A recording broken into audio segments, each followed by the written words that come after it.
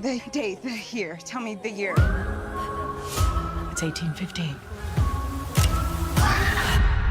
We just heard a lot of screaming. Is everything okay in there?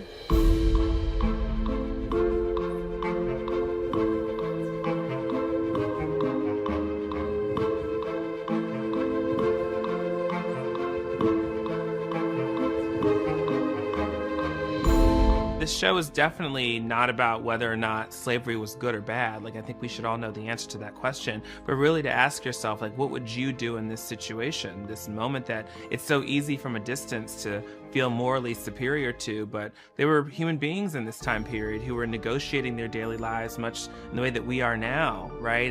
And how do we actually know that we're so far from some of the kind of emotional constraints or political or moral compromises that kind of define that time, you know? So hopefully people kind of look into it and have an opportunity to reflect on themselves, and maybe that makes them better people, but at the very least, you want to make people feel wiser.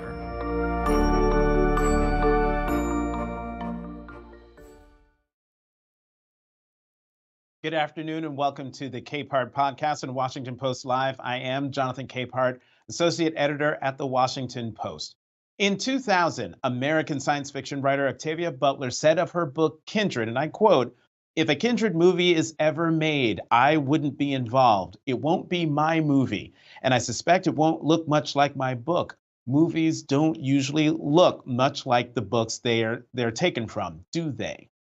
Well, 23 years later, Kindred is on the screen. American playwright Branden Jacobs-Jenkins, the two-time Pulitzer finalist and MacArthur Genius Grant awardee, has adapted Butler's 1979 novel into an 8-part FX series that I just finished last night on Hulu, and it was today nominated for 2 NAACP Image Awards. Joining me now is the person you see on the screen, writer and executive producer of Kindred, Branden Jacobs-Jenkins. Branden, welcome to Capehart on Washington Post Live. Hi, thank you so much. I'm so honored to be here. Well, thank you for being here. So that quote I read from Octavia Butler, she was talking about a movie, but you turned Kindred into a television series. Why that medium, and why was Kindred right for it? Yeah, I think, Kindred is the one book of hers that's been under constant option since 1979 when it was published. And all that time they kept trying to make a movie. So there's clearly something about the film form that wasn't quite doing the job of translating what the book was up to ultimately. And when I first pitched this and began pitching it, television was sort of in the throes of what we now call its golden age. And people were kind of realizing that there was something new happening in this form that has always been interested in sort of time and the experience of time, of being with people, of witnessing people grow over years and years, as opposed to just kind of 2 hours with a good bowl of popcorn in front of you. Right. And in fact, in an interview, I think with Deadline, you said, guys, it's a TV show. And to your point, you're able to show the transformation of these relationships and intricacies of these relationships when you spread it out over, say, eight parts as opposed to 2 hours. Branden, one thing, instead of 1976, the story takes place in 2016, which was a polarizing year in America, as we all remember. What other creative changes? Yeah, what other creative changes did you make to Kindred? And what was most important for you to keep?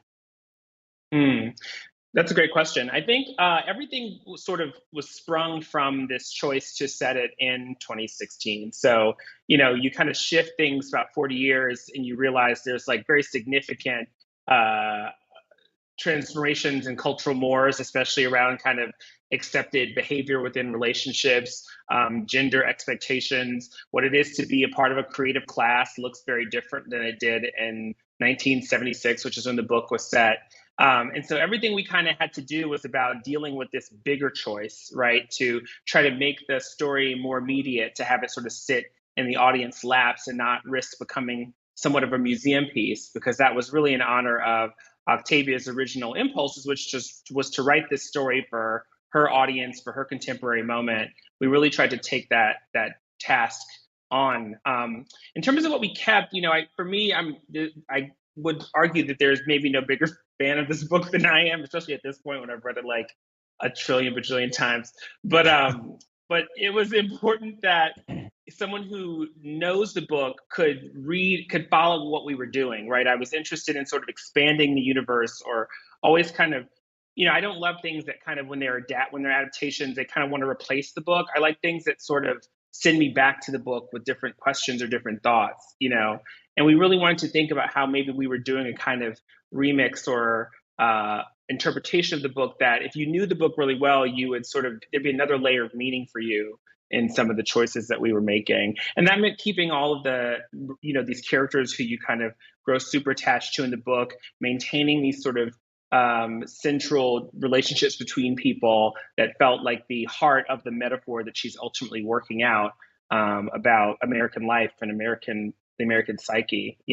We kept the same location. I really loved that she set it in Maryland, which is, I'm from DC, so I'm from the DMV area, as opposed to the kind of portrait of slavery or the settings we're used to, which are sort of usually like Plantation Alley in Louisiana or the hills of Georgia. There was something about reminding folks that, slavery started somewhere, and it definitely started closer to the nation's capital than people want to remember.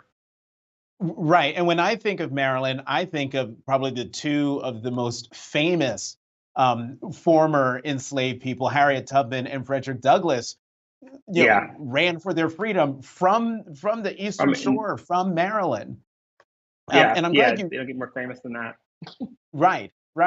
And, I take your point on, using the series to maybe drive people to the book, because I have not read Kindred, but as I was watching the series, I was thinking, I really should pick this up and read it. Wait, so Branden, as we saw in the intro video, Dana doesn't time travel willingly. We have a clip of her first trip back in time. Let's take a look, and I'll talk to you about it on the other side. Sure. You going back to bed. Child will never learn to sleep through the night if you keep disturbing him like this.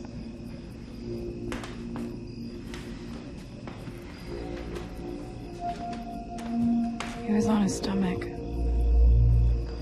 I turned him over. Hello? Who's there? I said, who is that hiding there? He couldn't breathe. I turned him over. Who is that? It's Dana.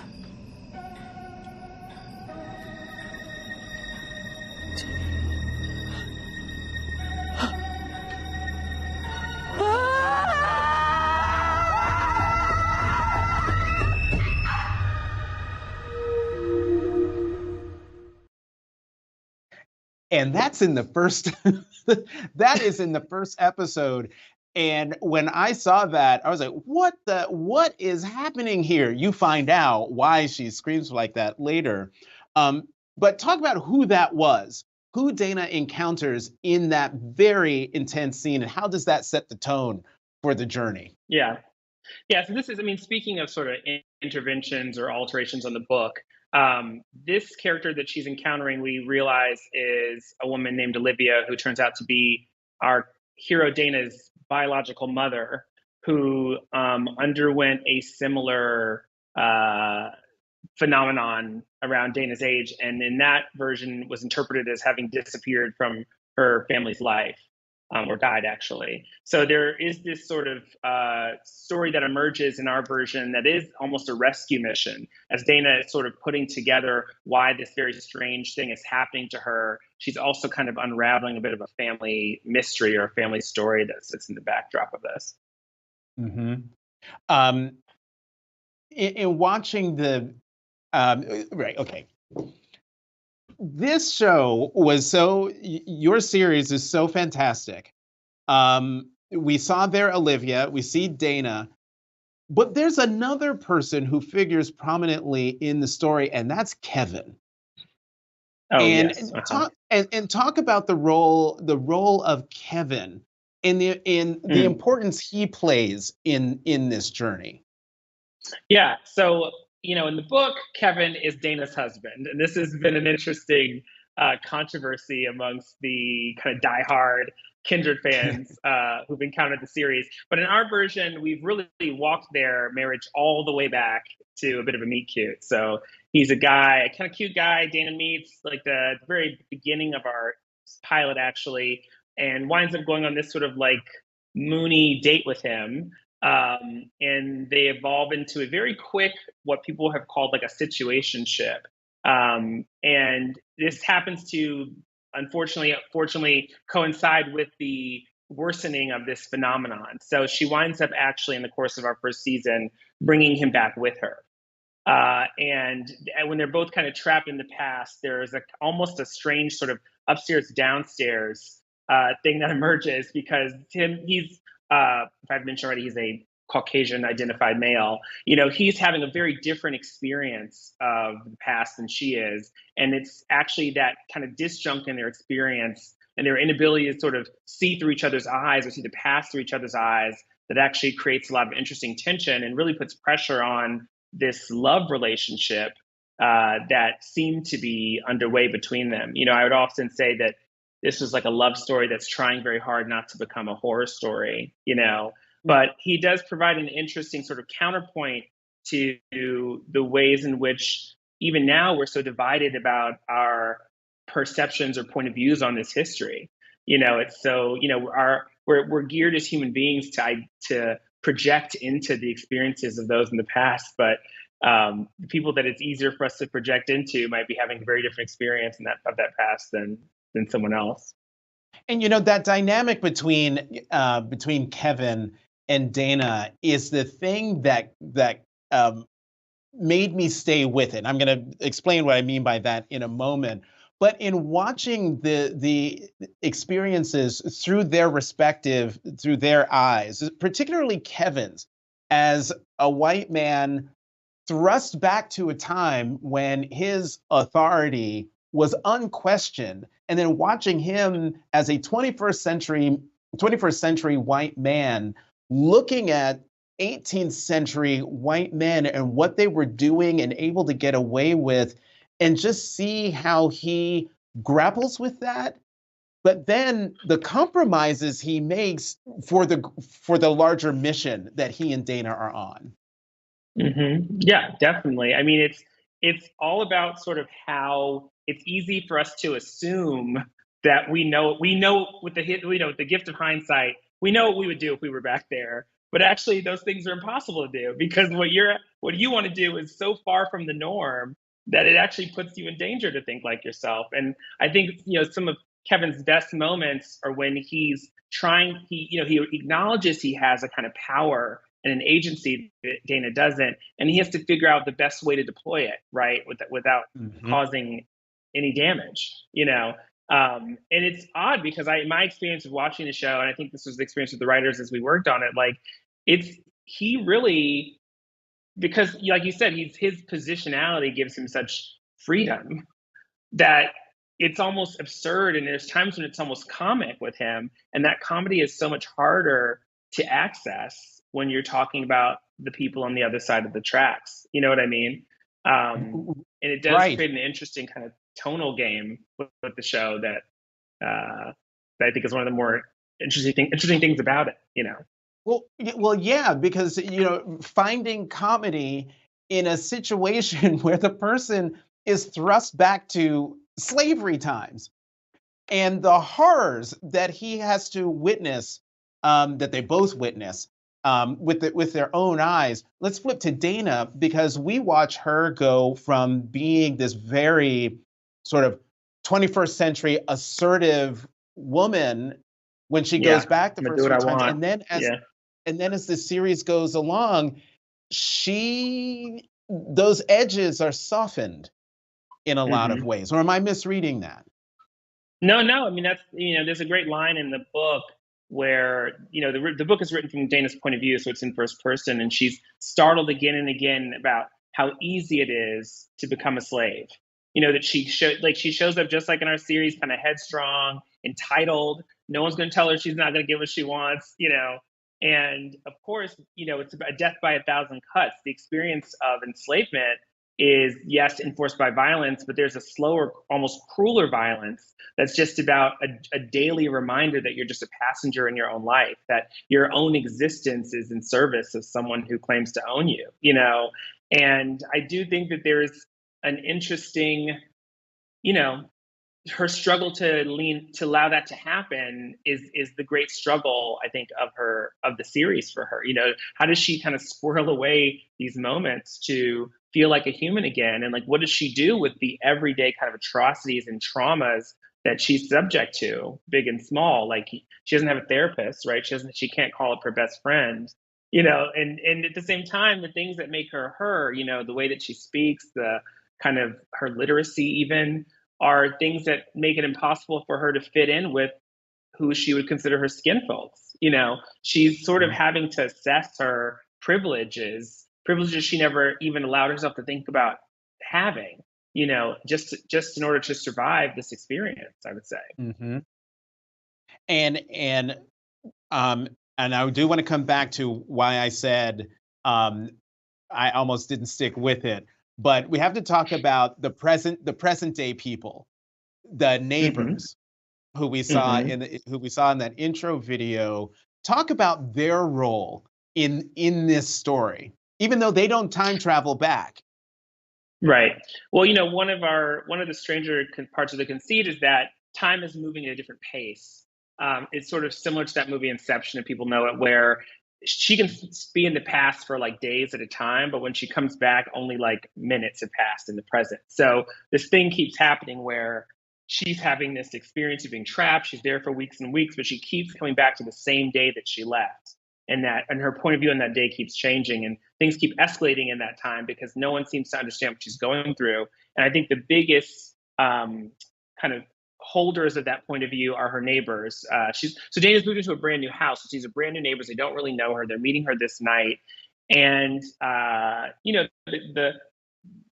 the phrase Karen has been bandied about in discussing them. We are definitely like pre-Karen in terms of like our timeline. But they're people who we were very inspired, honestly, in the writer's room by this phenomenon of something called the Nextdoor app, which was this app that people realized was revealing the problematic or bigotry that the bigotedness of their neighbors that they never thought about, because it was suddenly about surveillance and anxiety, and they were misreading people simply because of their race, even though they were their neighbors. And we were just interested in having people who had eyes on this event, who we as viewers know is a crazy, supernatural, like extraordinary thing. But to these people, they think it's everything but, right? They think that what's happening next door seems like it can slot itself into any number of kind of racialized and gender tropes, ultimately.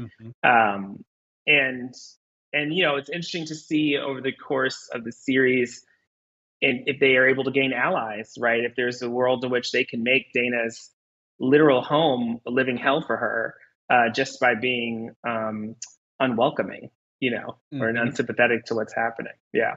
And I have to say that as terrifying as the scenes are when Dana and Kevin are there in 1800s slavery America and the horrors that they're watching, as hard as that was to watch, for me, even more uncomfortable to watch was the interaction between Dana and her next door neighbors. The house is in Los Angeles, and she just moved there from Brooklyn. So here you have in Los Angeles these people who you would think maybe are, West Coast liberal types, and yet they're all up in Dana's business. Well, because they hear shrieking coming from next door, but still, yeah. Okay. There's no boundaries. Yeah. Right. So Branden, let's come back to why the whole why I almost didn't stick it out. In 2017, Roxane Gay wrote that despite being, quote, exhausted by slavery narrative stories like Kindred, remind me why there are still stories from that era to be told. Why must these stories be told? And I bring this question up because in a profile or an interview in Vulture last month, I can't. I messed up the notation here. I can't remember if this comes from you or the writer saying that people are sick of trauma porn, and goes on to say this makes it a tricky time to adapt Kindred, and the first episode has the daunting task of drawing people in enough to keep watching. And when Jonathan Majors was here, I told him I love Lovecraft Country, but I can't finish it because it's just too hard. And the first two episodes of Kindred were really hard. I watched the first episode and said, nope, can't watch the second one, need some time. Watch the second one, it's like, nope, I can't watch the third one, need some time. But I went back and watched the third and finished it because it pulled me in and it was that good. So talk about why should we stick with it? Why should we stick with not just Kindred, but slave narratives from the country's slaveholding era? Yeah, I think, it's such an interesting, I get to ask this question a ton, obviously, not just even in this television work, but, I think it's worth pointing out that this is only a question people ask Black creatives, right? It's only Black creatives who get told there's a quota on the stories that you want to tell about your own history, And the truth is, why Kindred was such a profound book for me and still is, and why it's been an honor to make this show is that, it was the first book I ever finished that felt like it was actually talking directly to me, right? You're in conversation with someone who has both Black and white ancestry, who identifies as Black, and that ancestry is complicated, and they're not, surprise, surprise, love relationships as far as they're passed down through generations.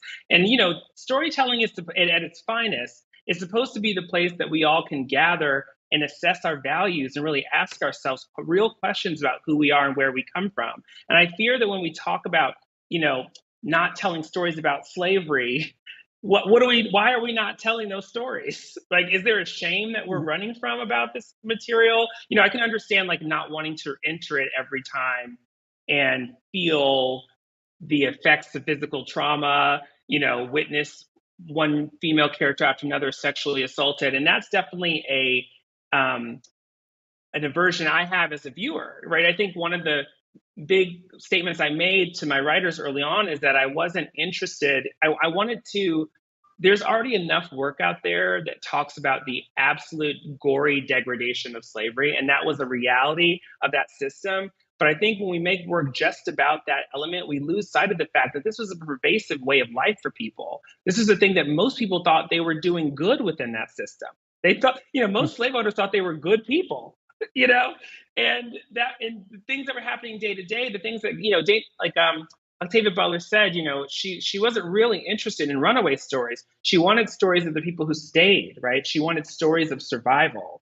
And that to me is about giving ourselves a fuller sense of what the lives of these people were like. How do we empathize more purely, with our ancestors, with the people who came before us, with our forefathers, with the people who've left up the legacy of this country, warts and all, So for me, you have to tell the stories. I mean, there are people literally who want to remove this from the history books. So, there's something at stake in it. You know what I mean? Mm-hmm. Now, whether or not it's, and that's what you need to watch every day after work, after your hard job, you want to sit down and kick back and enjoy some jujubes and some of this. That's another conversation. But the stories are essential because the stories are us. We can't cheat ourselves of ourselves in that way. I'm glad you said what you said, because a lot of slave narratives are focused on the Harriet Tubmans, the Frederick Douglass, the folks who said enough of this. I'm literally going to run for my freedom.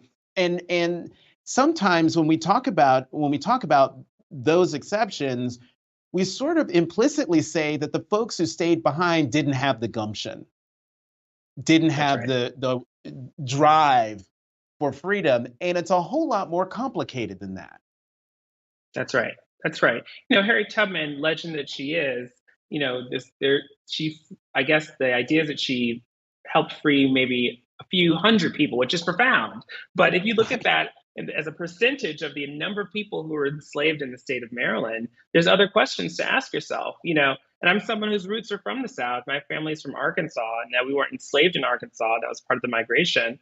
But my family was not able to run to freedom because freedom was much farther run, from Louisiana than from Maryland. So, I think there's so much dimension to this pervasive system, which was our economic backbone for like over a century.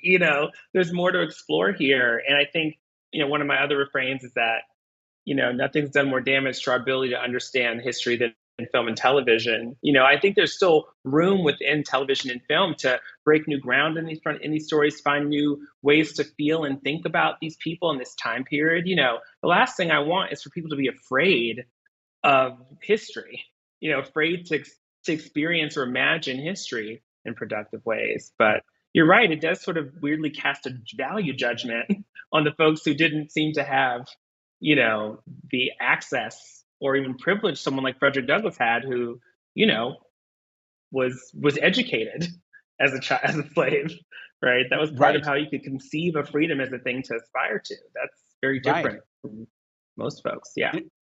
Branden, we have an audience question. This question comes from George Fleming from Virginia, and he asks, are slave stories for Black or white people? As a Black man, I don't feel the need to watch them. They're for everyone. I mean, they're stories of history. I feel, we should all feel the freedom to not watch what we don't want to watch. I mean, there's a million things I don't watch, and maybe you just don't have time for it. But I would hate to feel that your not wanting to watch them had something to do with you being a Black man, because I'm also a Black man and I wanted to write this story and I wanted to receive this story. So I think it's for me, like whether or not these stories are valid or valuable actually has nothing to do with the racial makeup or racial identification of the viewer, right? It's the fact that it's a reflection of the reality of the history and the country and the world that we live in. Ayanna Jameson, founder of the Octavia E. Butler Legacy Network, told the Post, excellent. Yeah. It's no accident that Kindred was the first of Butler's works to be greenlit for TV. She said, quote, "The question is, why are white people interested in this? Black people have been interested in this for a long time." What are your thoughts on that question? I know Ayanna, she's amazing. She's an amazing person. I would say that I guess I'd half challenge that in the sense that all Black art in all the forms, going back as far as we've been telling stories, paint pictures, has taken slavery as its subject at some point, at some crucial point. And it has often been the masterwork of that. I'm thinking of Beloved by Toni Morrison. I'm thinking of The Known World by Edward P. Jones. I think that an interest in stories about slavery, depictions of slavery, representations of slavery is not a new phenomenon that I would attribute to anyone. I would say, though, that if you look at and again, I'm sorry that I'm like being a professor right now. That's what I am in my other life. If you look at sort of cultural history, there are these cycles of interest that come and go, right? In the 70s, you're having an important moment about that. It's happening again in the 90s. It's almost like roughly every 20 years it seems to happen. And I would say that when I originally began to go out with Kindred, which I've been trying to make this show literally for, I think we figured out since 2010, like 12 years, and FX came aboard in 2016. At that time, I could not pay someone to listen to me talk about Kindred. In fact, I wanted to make this TV show, But I will say that something happened in the summer of 2020 when the project did sort of seem to get elevated very quickly, right? Because I think that we had to kind of move through the years between 2016 and I guess I would say up until now to sort of wake up to the fact yet again, that we have some unresolved issues amongst us. And suddenly there is a desire to talk very openly about the origins of what might be the social wounds we're all managing in this moment, right? So I think there's a very easy answer, which is that in 2016, a lot of folks felt like they were backsliding through time. And suddenly here was this book and this television show that wanted to be based on the book that was giving people an opportunity to meditate as one wants to do, right? With story on what was happening in the world around them. So maybe that would be my response, my gentle response. And real quickly, because we are out of time, but I can't have you here and not ask you this. I mean, Kindred was marketed as a miniseries, but it's actually a multi-season show. The show hasn't been renewed yet, has it? Will it? Not yet. Well, the writers, ironically enough, I'm speaking to you from the writers' room. So we have writers literally in the next room kind of banging out a second season, but we're still waiting for our season pickup. So, this is why I'm begging people to keep watching and keep talking about it, because that's how it works now in the world of streaming. But we're hoping, we have a whole plan. We have plans and plans for mini seasons. But yes, the first season only covers about a third of the book. Because FX, y'all better renew this, because the cliffhanger at the end of season 1, I'm like, Kevin. Brutal. It's brutal. Yeah. Oh my God. Branden Jacobs-Jenkins, writer and executive producer of Kindred. Thank you so much for coming to Capehart on Washington Post Live. Thank you so much, Jonathan. Have a great day. Thanks, you too. And thank you for joining us. To check out what interviews we have coming up, head to WashingtonPostLive.com. Once again, I'm Jonathan Capehart, associate editor at the Washington Post. Thanks for watching Capehart on Washington Post Live.